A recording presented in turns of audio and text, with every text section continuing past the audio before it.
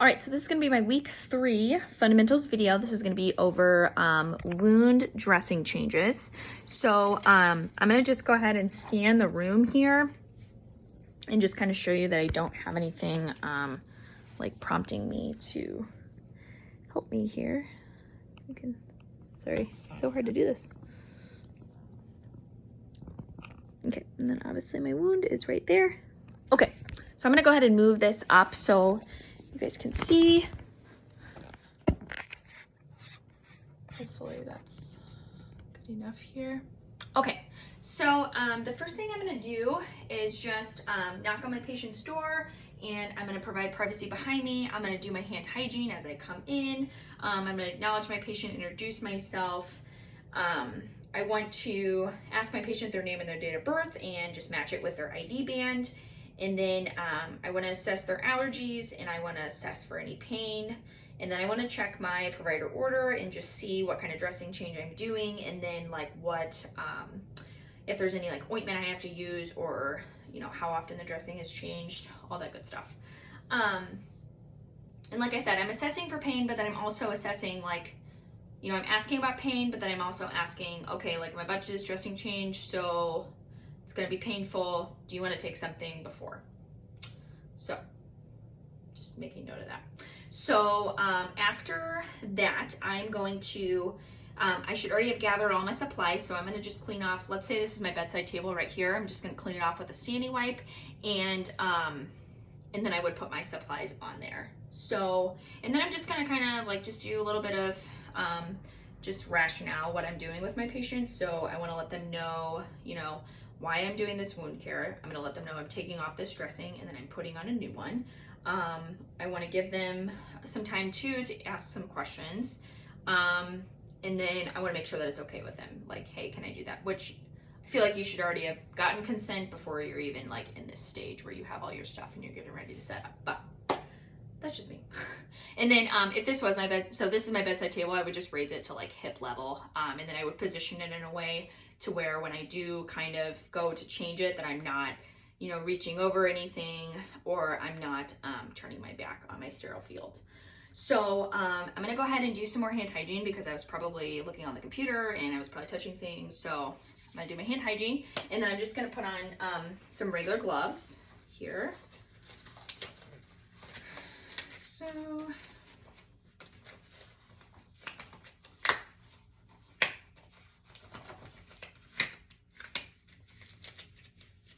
okay, so if my patient, so let's say this is like a coccyx wound, I'm gonna have my patient lay on their side, and I will probably grab either patient care tech, or I would be having another nurse come in and help me just kind of roll my patient on their side. Especially just to get, so you're not like trying to hold up the patient, especially when you're sterile. I mean, you can't literally like, you can't touch anything when you're sterile. So having that extra set of hands is really great, and it'll be your best friend. So highly recommend. So I'm gonna have my patient turn over, and so let's say this is like taped down. I'm gonna kind of just lift up the tape here. I'm gonna take this off. So this would be my ABD. I'm gonna throw that away. And then let's say this is my packing. So I'm gonna just kind of pull out my packing. If you notice that it's kind of like dry, definitely kind of moisten it with some saline, because that would hurt if you were just pulling out dry packing. So you're gonna gently take that out. So I don't have any exudate on here. I probably should have drew some on there, sorry. But when I do take this off, so I'm looking at the wound base, and then I'm also looking for exudate. So I'm gonna just note like the color. I wanna note if there's any smell, what like kind of drainage it is. So is it like, you know, sanguinous, serosanguinous? Is it purulent? I want to note that. And then the amount. So is there, you know, no drainage, scant drainage, small amount, large amount, copious amounts of drainage, that kind of stuff. So I'm going to go ahead and throw my dressing in the trash. And then after I assessed, I'm going to go ahead and start measuring before I put my new dressing back on there. So I'm going to go ahead and take my ruler here. Okay, so my wound is, let's see, so it's about 5 centimeters wide, and it's about I would say 5 centimeters in width too as well, or I'm sorry, length. So 5 wide by 5 centimeters lengthwise. And then, so I just realized that I didn't have a cotton tipped applicator, but what I'm gonna just kind of like show you what I would do to measure the depth, and then you would measure like any tunneling. So you would just put your cotton tip applicator in the deepest part of the wound, and then you would mark it with your finger, and then you would take it with, you put it up next to the ruler, and then you would measure it that way. But I didn't have one, and I did have one, but I put it in my dressing change kit because I need one to help put my gauze on, if that makes sense. So, sorry, but I just kind of indicated what I would do to measure depth. So after I do my measurements, so I definitely want to make note of my measurements as well. So definitely write it down so you don't forget. And then, like I said, noting any like tunneling, you would want to measure in there. So my wound does technically tunnel. I don't have any like slough tissue or eschar though. It looks pretty like beefy red. So yeah, so that would be kind of like description of my wound base here. Okay, so technically, so this is your measuring thing is single patient use, so you would throw it away along with your cotton tipped applicator. And then I'm gonna go ahead and take off my gloves, and I'm gonna do some hand hygiene. Okay, so do my hand hygiene. If, let's say my patient, you know, had a lot of drainage or, sorry, had a lot of drainage or it had a kind of funky odor, maybe I would want to use some PPE. So I would put on, you know, if I needed a mask, some goggles, maybe a gown, just in case, better safe than sorry. I would go ahead and do that at this time. So, sorry, Dr. Marty, this is like my third take on my video because I kept messing up. So this is already open, and I know it's not the best, but I could not fold it the way that they had it folded. So I'm sorry it looks so messy. But what I'm going to do is I'm going to open my sterile package. So I'm going to just kind of peel it away from me. And then the first thing I'm going to take out is this sterile kind of drape here. And I've got this 1-inch border here that I'm going to just be careful to only touch the 1-inch border. So I'm going to lay that down just so I have something to work with to put my sterile gloves and stuff on. Sorry, I just want to make sure that you can still see that. I'm going to just kind of move some things over. So I'm going to go ahead and pick up my sterile gloves, and I'm sorry that they're not folded the way that they should be. So sorry. Okay, so I would put those down, and I would get these open here. And then, sorry, I want to make sure that you can still see that. I don't know if I put these in right. And then, so I'm putting on my sterile gloves here. And then I just want to make sure that I pull it over my watch. Okay, so I am sterile. I'm going to move this away just so it's out of my way. So next what I would do is, so I kind of already did this step because this is like my third take of my video, so I'm sorry. But I would just do like my sterile solution. So I already poured my solution in, so I'll just pretend that I did it again. So let's say, well, I did kind of pour some in. So I just poured some in, and then I am going to kind of set this, I'm just going to set this aside because that should be all the saline that I need. So if I set it out, I wouldn't be able to pick it back up because it's not sterile anymore. But I shouldn't need any more. I should put enough in there to where I don't need, you know, too terribly much. So have my saline in there. So what I'm going to do is actually like I'm going to clean my wound. So normally I would be like, if I had a syringe, and I don't have one, so I'm just going to pretend like I have a syringe. So I would just draw up some saline, and what I would do is just kind of, I'm going to demonstrate this as best as I can. So I would take a piece of gauze and just kind of like, so let's say this is like my syringe. So I'm kind of like squirting it on there, and I'm going to just kind of catch all of this drainage that's coming down. And I want to start from the top, and the drainage is going to roll down, and this pad is just catching, this gauze is catching all of that, all the drainage basically. So what I'm going to do is just keep, I'm going to keep irrigating until it's like a clear color. So if I was irrigating right now, it would probably still be clear. But if I had like gross drainage, if I had any eschar, soft tissue, you might get some nasty stuff coming down. So once it starts getting clear, then, you know, obviously you're pretty much done irrigating. So I would get rid of this. And then if I need to, I'm gonna pretend that I'm just gonna like pat it dry kind of here.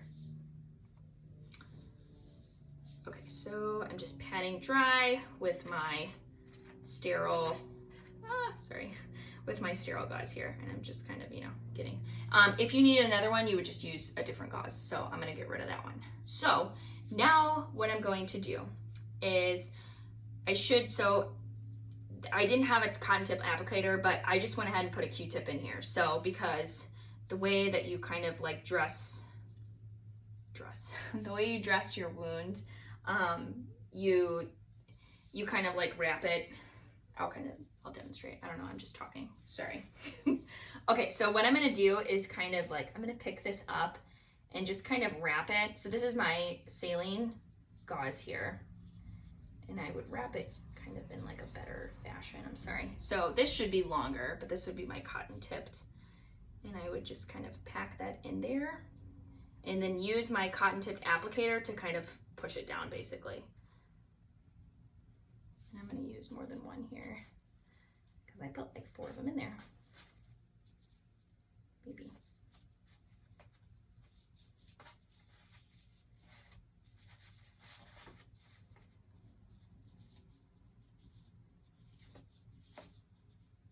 Sorry, these, I feel like, I would kind of put it in like a square. It wouldn't be this messy, so I'm sorry that it's not the best.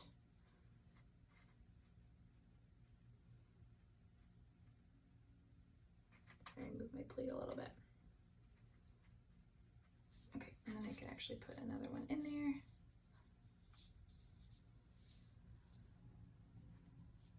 And like I said, this should be longer, so you would be, your cotton tip applicator would be longer, probably much easier to use. Okay, so I got it packed in here.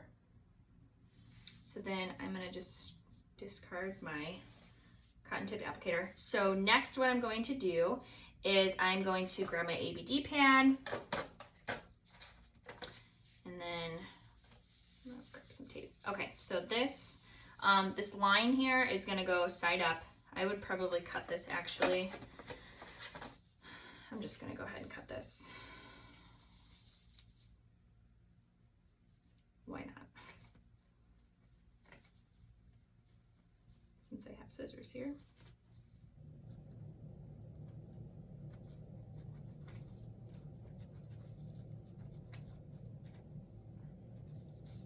Okay.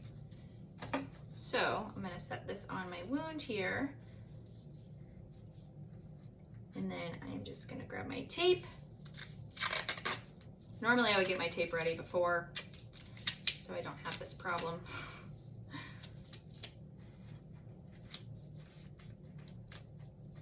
Sorry, that's a terrible tape job. But I would definitely just want to tape it down to,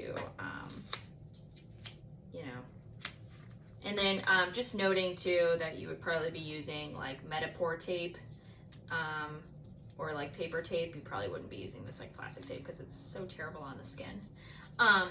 So after I would just, I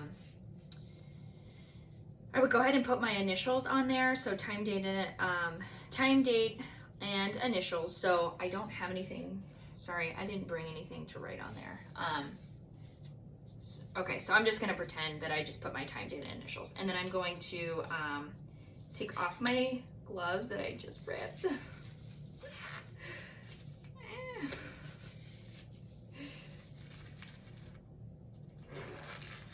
So those are done. And then I'm gonna do my hand hygiene, and then I'm going to put on, I would put on like some new gloves just to get rid of all of my stuff. So obviously this would be all bundled up, and then I would throw this in the trash.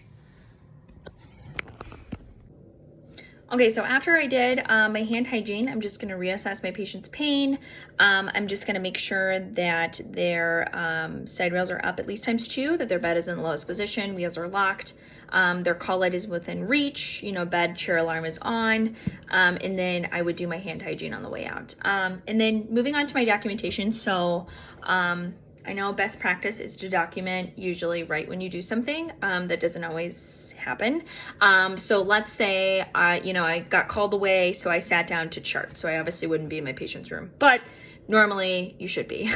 So first of all, if I'm documenting, I just wanna make sure I'm in the right patient's chart. So identify, just make sure that you're in the right patient's chart, or if you're still in the room, just be like, hey, you could even 2 patient identifiers with that as well, just to make sure that you're in the right chart. Thinking back to my wound measurements, so that's why I said it's really easy to forget those. So I think it was 5 by 5, and then it was 1 inch deep. So just making sure that and that's always in centimeters, but making sure that you're writing those down if you're going to forget them, because I probably would, honestly. And then I'm going to document the characteristics of the wound. So, what it looked like. My wound base was pretty like a beefy red color, so I would want to note that. If there was any drainage, so technically I didn't see any drainage in mine, but if I did, I would want to note like what type of drainage and then the amount. So was it sanguinous, serosanguinous, purulent, amount of drainage, so scant, small, moderate, copious. I would want to note that. Then you would document the type of wound dress, so you did a wet to dry dressing, you would chart that. And then the type of dressing that it applied. So I just put saline moistened gauze inside, and then my dressing over it was just an ABD pad, and then I put some just regular tape. I think that's regular, yeah, plastic tape, I guess. Regular tape. And then I want to know how many gauze. So I did the normal saline moistened gauze, and I put 3 of them in there to pack it. If you had any tunneling, I think that you would note that you did that, that you packed that as well if you did. And I know they measure tunneling for on a clock. So they do tunneling at 3 o'clock or tunneling at 6 o'clock. So you'd want to note that as well. And then if you did any teaching, and then letting them know the level of understanding. So if you feel like they understood it, and then if they tolerated the wound dressing change, and then you would just want to, like an Epic, I know that it already tracks basically has your initials with the, when you save it, but just making sure that you're saving your work and that your name is attached to it, making sure that you're in the right chart. And then, so that concludes my week 3 wound dressing change.